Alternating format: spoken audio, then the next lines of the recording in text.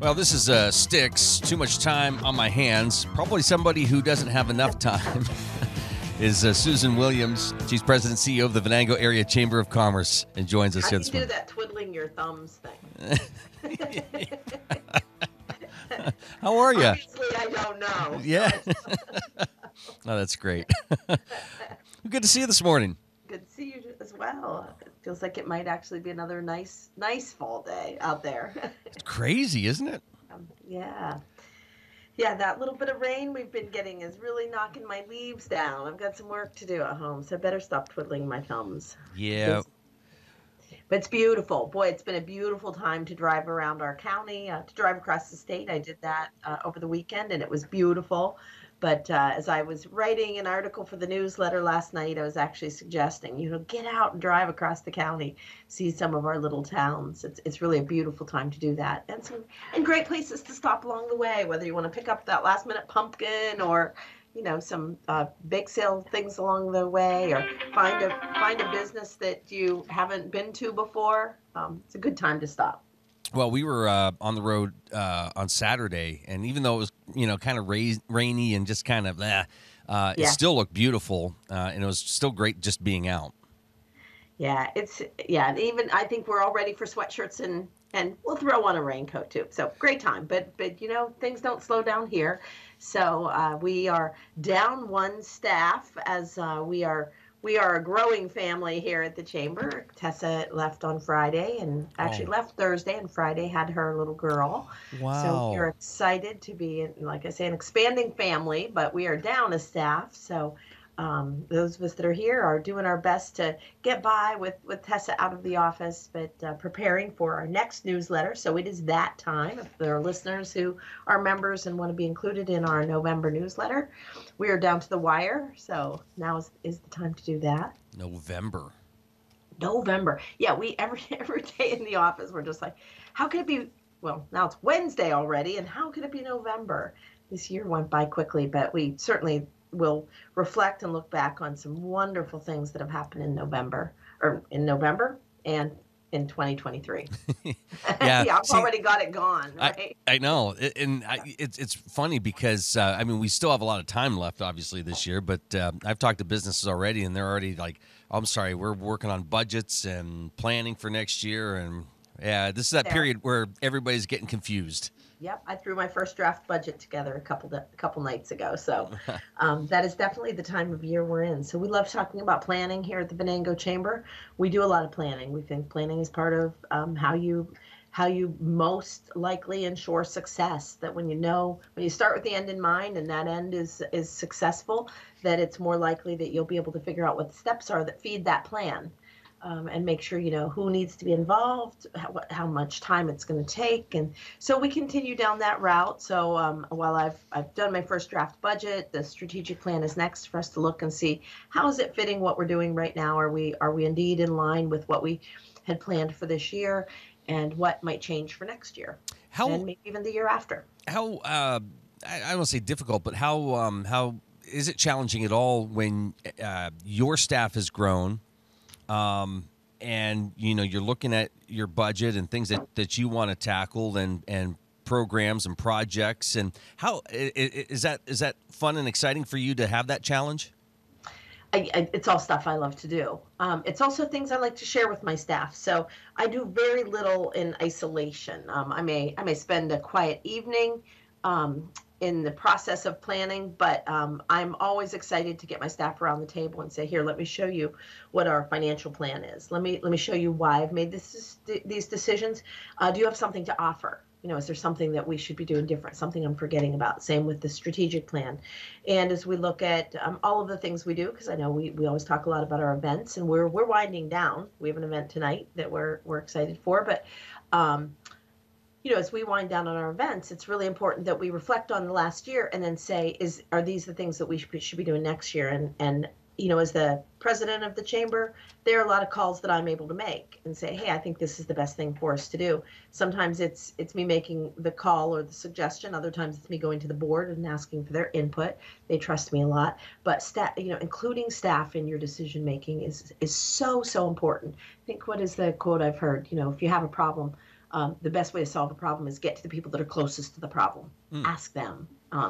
And so they're the ones that are likely kind of in the details of our day to day. So it's really important to involve them in everything we do.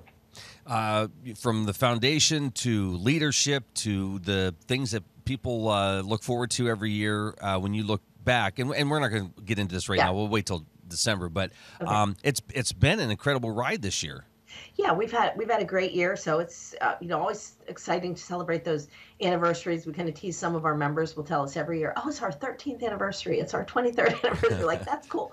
We really want to hear about the biggies, but we think 5 is a biggie. So to graduate our year 5 of leadership, definitely was a great accomplishment. I'm going to just count as a great accomplishment that somehow we got through the year with really good weather at our events, because you're out there for events.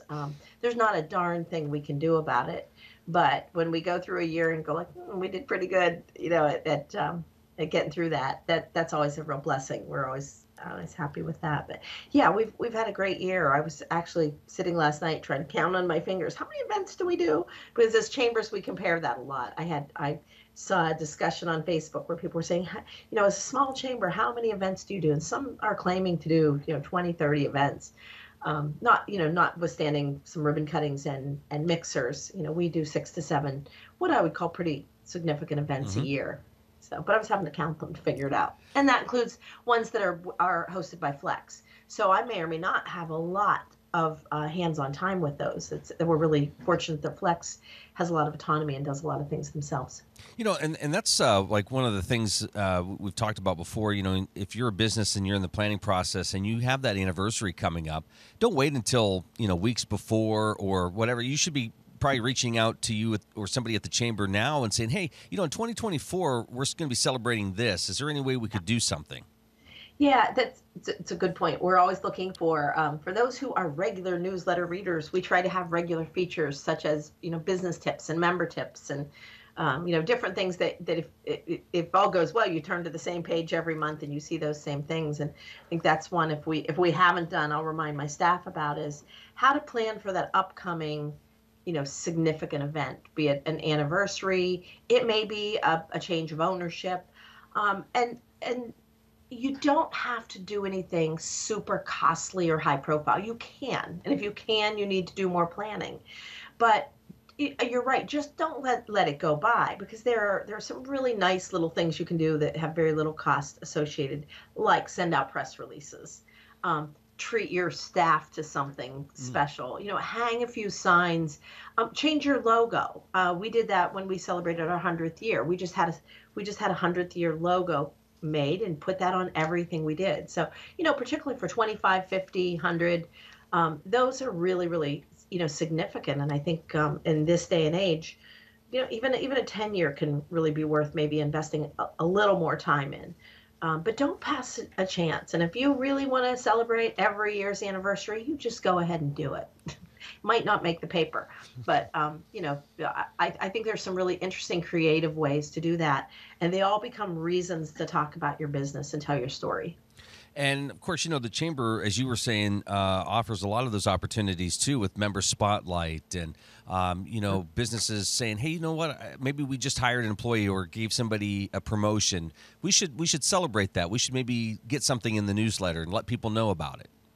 We chase down a lot of those stories, and let me just say right here, that's not easy. So if you're out there saying, you never called us to ask us when our 5th anniversary was, and it wasn't because we wouldn't have wanted to, it's because we have to things have to be on our radar, which may be that we were scanning through Facebook and saw somebody mention it, or we saw something in one of the other media, or it happens all the time that someone just taps me on the shoulder, someone says, hey, it's our 10th anniversary coming up. Is there something we could do?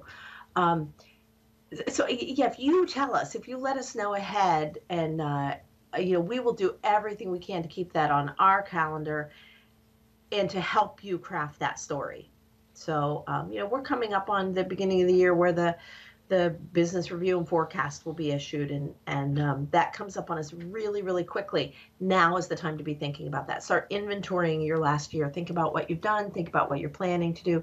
It is a really nice time to start thinking about those things. And then what you come up with can be used in so many places. It can be used on your website. It can be used in your social media. It can be used in your, if you're doing press releases or advertising.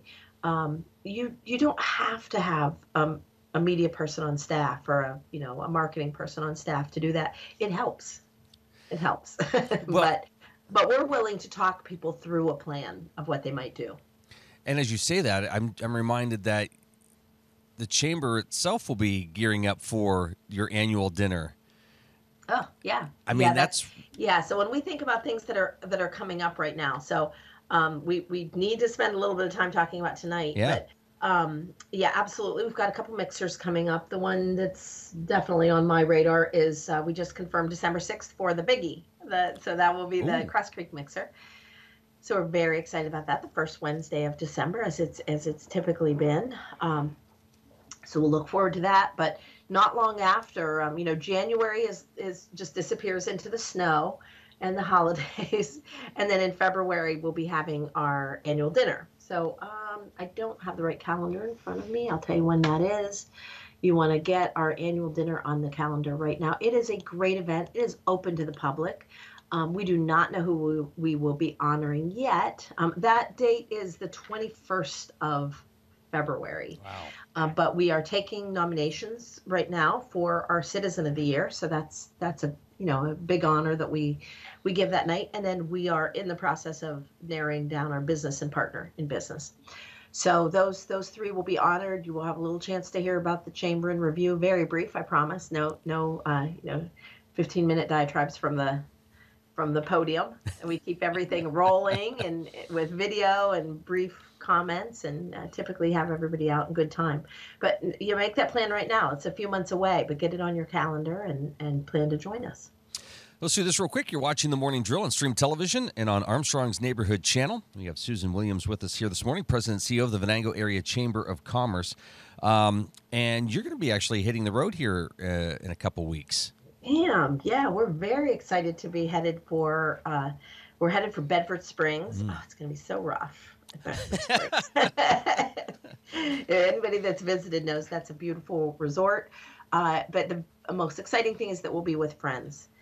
We will be there with our friends in Chamber World, but our friends in Bedford. We've really gotten to know the Bedford Chamber really well. Kelly will be a great host. So we're very excited to go down there, be with peers, ask lots of questions, listen, hear speakers, break bread together. It'll be a wonderful time. Now, do you get sort of an agenda of what happens, or Yep. is it okay? So you get a chance to kind of look at it and go, boy, I'm excited to hear this or this or this. Yes, yeah, we have a keynote speaker, so I think a lot of us are familiar with her. We've had her in some of our training. I don't think Kat has had her IOM training yet, but I have, so I know she's an excellent speaker. And the really best speakers that we have, they're like any good leader. They're continually learning and changing their presentations to fit what's going on right at the moment. So she will be our keynote and our teacher over that weekend. We'll have several sessions. In between, I would say that the ones that we look forward to the very, very most are roundtables. So we have, facilitated roundtables where we'll get to sit with other chamber leaders that either have similar interests or maybe similar in their position at the chamber. And those are such a valuable exchange. They're a valuable exchange at the time we're doing them to actually be able to ask questions and consider things we're doing. But they're also great for relationship building. So it would be most unusual for me not to come back from conference and within a few weeks reach out to people that I've reconnected with at conference and go like, hey, you talked about your golf outing and I heard a great idea. Would you mind talking to me about that? Or maybe it's a challenge they've had at their chamber and yeah, I have an idea I can share with you. So it is just a great place. So yeah, we can plan for. We don't miss a thing. My staff and I, we go and we're totally involved in the entire conference. I know some people might go Bedford. I'm going to pop up and shop in town, or I'm going to go lay by the pool a little bit. We wouldn't miss a thing as part of the conference. And you've mentioned we're going to go a day early so that we can do those things. Yeah, well, you've mentioned before just taking lots and lots of notes and pulling them out even throughout the year, just going, hey, there was an idea that I heard, and I want to kind of revisit that. Yeah. So that's fantastic. Yeah. So that's coming up in a couple weeks, but you have a big event tonight. Yeah, we do. So tonight we have kind of a two-part event. We're going to start with a meet and greet at 5:30. We'll be at Rhodes Auditorium or Rhodes, building at Venango campus of Penn West.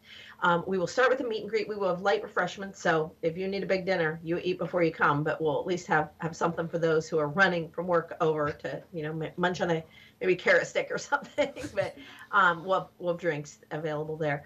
And then we'll have that meet and greet from 5:30 till 6:30 or shortly after. We'll get our commissioners in place on the stage in the auditorium downstairs by 6:45.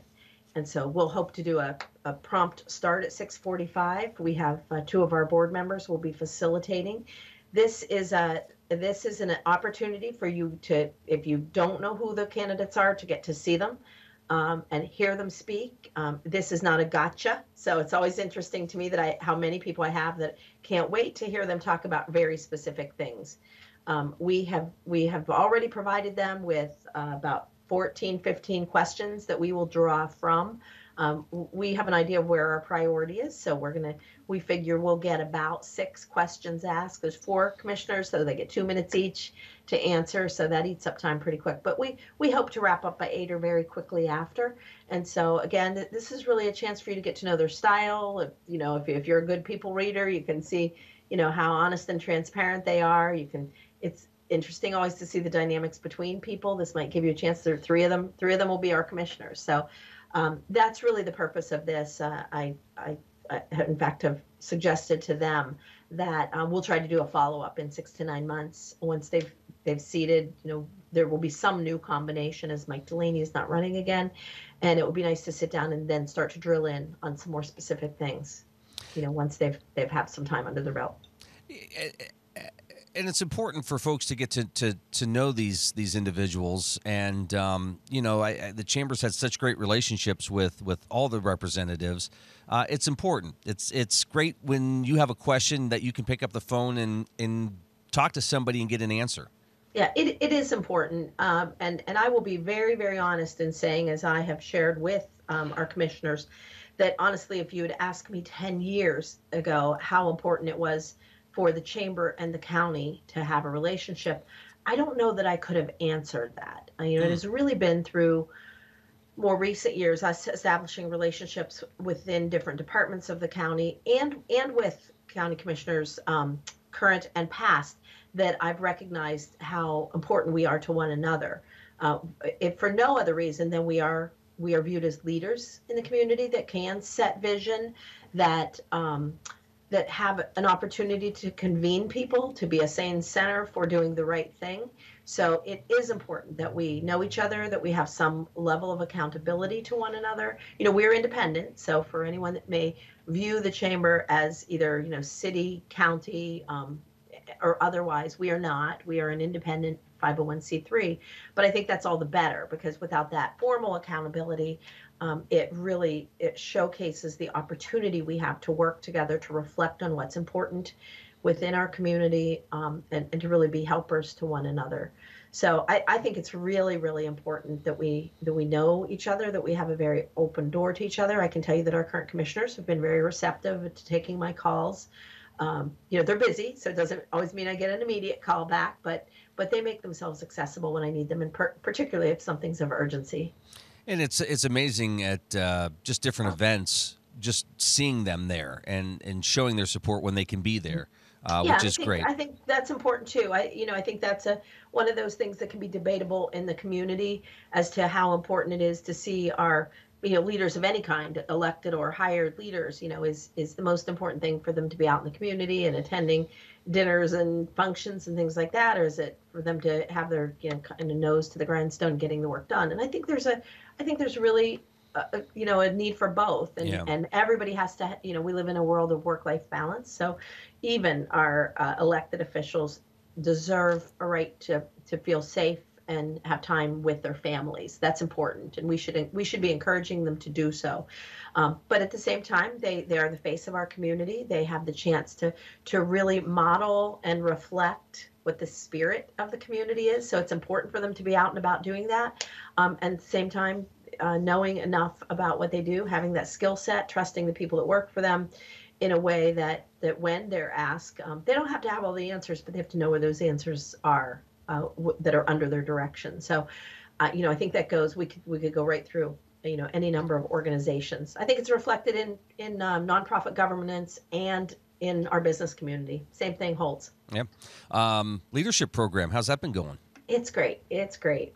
Yeah, we just in October we had our day in Emlenton. I can't remember if I had a chance to talk with you much about that, but we had a great day visiting, and once again had several of the people in our class that said, "Who knew? I had never been to Emlenton. I had no idea, or had only been through." So we had a great day doing that. It's a good reminder that, if you are a Venango County community and it's reasonable for us to get to you, whether it's as part of a class or in addition to a class, tell us if you want to invite the class to tour. These are, right now we'll have a class of 12. We've lost a couple out of the class for, unforeseen reasons. And they always talk about the tours as being their very favorite thing. So if they can get into a business, into a community that they're not familiar with, that they can learn more about, that's the highlight of the class. But our very next class will be right here in downtown Oil City. So once again, we'll have them on their feet a little bit to see some projects, some businesses.